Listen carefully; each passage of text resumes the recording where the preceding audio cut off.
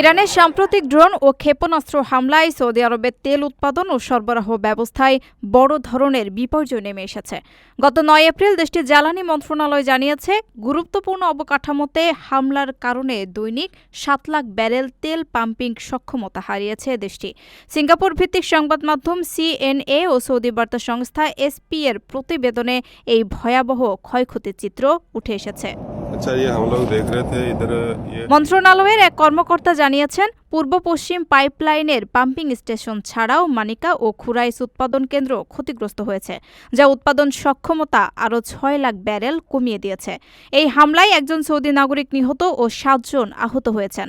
গত ২৮ ফেব্রুয়ারি Iran Israel যুদ্ধ শুরুর পর মধ্যপ্রাচ্য জুড়ে ছড়িয়ে পড়া সংঘাতের অংশ হিসেবেই রিয়াদ, ইয়ানবু ও রাস্তানোরার শোধনাগারগুলোকে লক্ষ্যবস্তু করা হয়। আল্লাহু আকবার। হরমুজ প্রণালী কার্যত বন্ধ থাকায় ১২০০ কিলোমিটার দীর্ঘ পেট্রো লাইন ছিল বিশ্ববাজারের প্রধান ভরসা।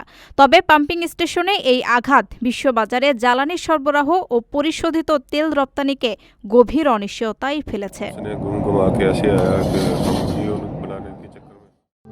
প্রবাসীদের জন্য নির্মাণ হচ্ছে দেশের প্রথম স্মার্ট সিটি, যেখানে থাকছে স্কুল, মসজিদ, হাসপাতাল, সুইমিং পুল, হেলিপ্যাড, পাঠাগার, জিম, সুপারমার্কেট, শিশু পার্ক সহ সকল নাগরিক সুবিধা। মাত্র ৩০ লাখ টাকা বিনিয়োগে মিলছে আকর্ষণীয় ফ্ল্যাট।